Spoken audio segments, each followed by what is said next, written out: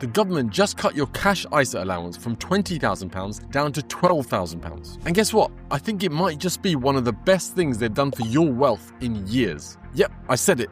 And this is why. There are some that call this change miserable and said that it's the wrong change to the right problem. And in some ways, I can see the point. The problem is real. Too many people are sitting on mountains of cash earning barely 4% when they could be growing wealth 7, 8, 9, 10% over the long term. And no, I'm not talking to you if your cash is there for a specific purpose in the next 5 or less years. I'm not talking to you. This is about others who are saving and wanting their money to grow for the long term. And the truth that no one wants to say out loud because they're afraid they might get criticized for it or maybe give away their political leanings, I don't care about the political leanings. I'm about trying to educate people on their financial health, on how to grow the money they earn through investing, saving, doing something else with it. Whatever you do, I'm here to try and financially educate you. So I'm going to say this out loud. Most people that are using their full £20,000 allowance on an ISA for cash probably shouldn't be doing it anyway. Cash has a place. Of course it does. An emergency fund, a contingency fund as I call it. Absolutely. Planned spending over the next 2 or 3 years, like a wedding, like a car, like a big holiday. Of course.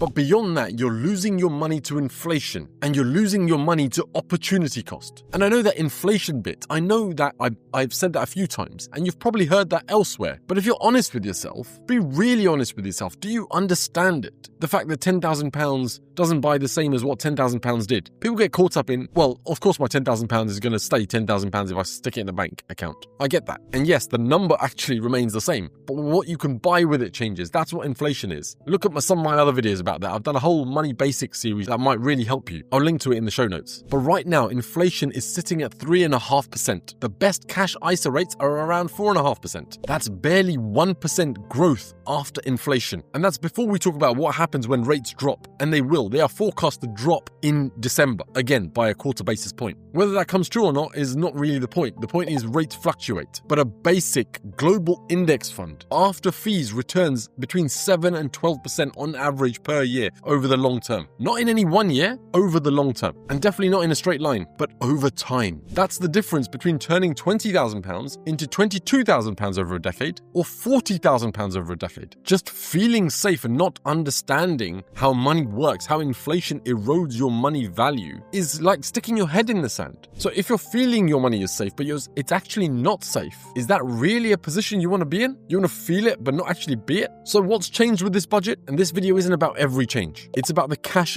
ISA limit change. Your cash ISA limit drops to £12,000 from April 2027. Not immediately. It's just like Christmas. People can talk about what they're going to do at Christmas, but Christmas isn't here yet. But you know it's coming. In the same way, this cut to the cash ISA allowance is coming from £20,000 to £12,000. Your existing money in any ISA is not affected by this change. Only new money can be put into a cash ISA. For those over 65, nothing changes at all. For those under 65, from April 2027, the amount of money you can put into a cash ISA drops from £20,000 to £12,000. You can still put the other £8,000 into an ISA, just not into a cash ISA. So you would have to perhaps go into a stock and shares ISA or other type of ISA. And this is where it really gets interesting for people who want to build wealth. Let's say you've been maxing out your ISA every single year. And that's another thing actually, that most people are not maxing out their cash ISAs every year. They're barely getting to £5,000, £6,000, let alone £12,000. So whilst it's a change, it's not as dramatic as some of the newspapers reveal. It's not that dramatic. So as I was saying, let's say you've been maxing out your cash ISA every single year. You've got £20,000 sitting there right now. Next year, you can only add £12,000 to that cash pile. So the other £8,000, I would put it into a stock and shares ISA. Now some of you are thinking, but I need access to that money. I need it to be safe. The stock market is risky. Look what happened the other day during the pandemic or the financial crisis, if you can remember that far back, or any other blip in the stock market. It is a fair concern, but there's a couple of things I'd like to say to that point. One, each of those blips has usually meant the stock market goes higher. In fact, it's always meant the stock market goes higher. Maybe not the next day, maybe not the next week, but over time. Even look at the pandemic, the most recent big drop in the stock market value. Look at what it was the day before the pandemic was announced and actually hit the stock market. And look at what it is today. Just what, 3.5-ish years later, 4 years later, something like that? And the other point I'd like to make is not all of your £20,000 in this example should be accessible anyway. If you've got a proper contingency fund or emergency fund, say 3 to 6 months of your living expenses, for most people that's £10,000 to £15,000, not £20,000 plus whatever else you've saved. Everything beyond your emergency/contingency fund and your short-term spending plans, as I said, a wedding, a car, or a big holiday. So everything aside from that, the rest of it should be working harder for you. And cash at 4% interest when inflation is running at 3.5% is not working hard. The government is effectively forcing your hand here. And I get it, sometimes it doesn't feel right. You should be able to make your own choices like a grown adult. I get it. But the statistics, the figures show that people are not doing what's in their own best interests. So like everything else, the government incentivizes some things and disincentivizes some things. Whichever flavor of party you belong to. I don't really care about that. I don't care what color is doing what. The government is effectively saying, look, we'll still continue giving you £20,000 of tax-free growth every year, but we're not going to let you put that all in cash that wastes away against inflation and barely beats it. So what can you actually do? I'm not going to tell you what you should do. I can tell you what I would do in that scenario. I would put all of that into a stock and shares ISA and buy a couple of index funds. A couple of index funds, which I've talked about on this channel. If you haven't seen those videos, just go ahead, subscribe, hit the notification bell, and watch some of my other videos on investing and money basics. That's a whole series just for educating people on the basics of money. If you know it all, great. Move on to some of my other stuff. But otherwise, go into money basics. So this is what I would do. I would first figure out my contingency fund number. My 3 to 6 months of expenses. I choose 6 months, but you could choose 3 months if you're just starting out and gradually move to 6 months later. I would start with 6 months. So I'd figure out what is my essential need every single month in terms of money. How much do I need to live every single month? That times 6 is my contingency fund number. This would include things like rent or mortgage, your bills, your utilities, your travel, your food. I would put that, the monthly number times 6, into a cash ISA. And at the very least, a high interest savings account, but ideally a high interest cash ISA because I take advantage of the tax-free bit. Then that's done. That amount is accessible, readily accessible. Everything else would go into a stock and shares ISA. And as I said, I'd pick the right index funds to invest into for the long term. This isn't money I'd expect to touch in the next 10 years, maybe even 20 plus years. This would just compound for me over time. If you know anything about compounding, you know that compounding starts slow, but it grows fast. It's like a hockey stick. Works for you over the long term. Touch it and you break the compounding effect. So you touch your emergency fund, your contingency fund. You don't touch your long-term wealth building investments. And why index funds?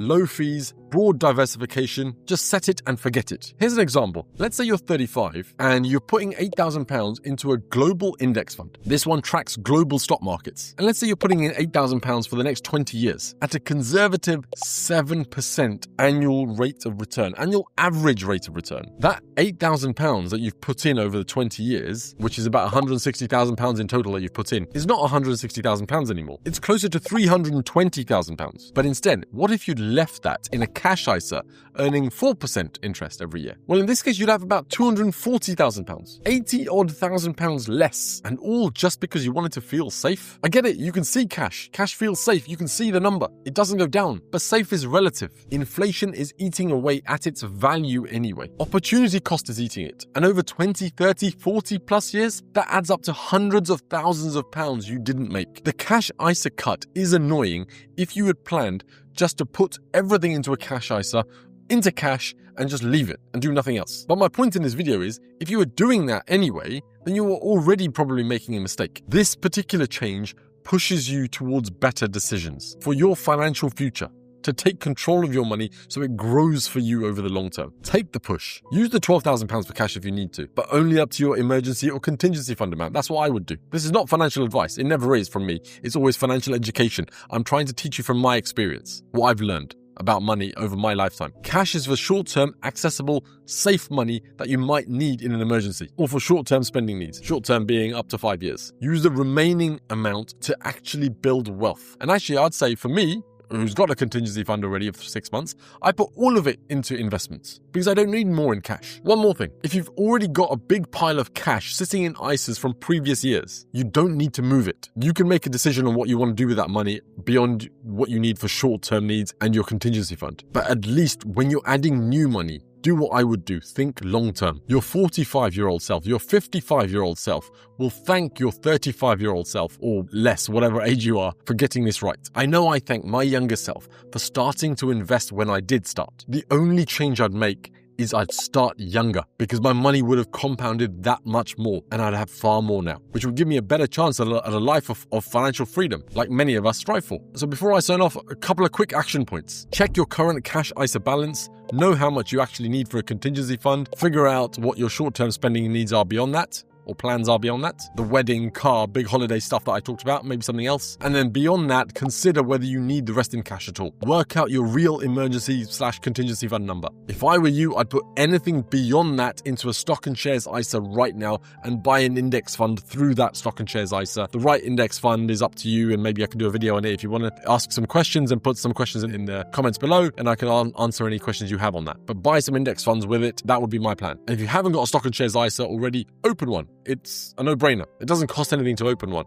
just like it didn't cost you anything to open your cash ISA. Vanguard, Hargreaves Lansdown, AJ Bell, Trading 212, take a pick. Set up a monthly transfer and done. Like always, if this was useful, hit the like button, please. It will reach more people just like you. Again, drop a comment if you've got any questions about any of this. I'll help where I can. And if you want more talk about money without all the fluff, then hit subscribe. If you've stuck around this long, then I'm going to take you next to a video that I did a couple of years ago about friends. About Rachel and Phoebe specifically. I used them as examples in how one used their income to build wealth and the other, well, didn't. If you're interested in that, then tap here next.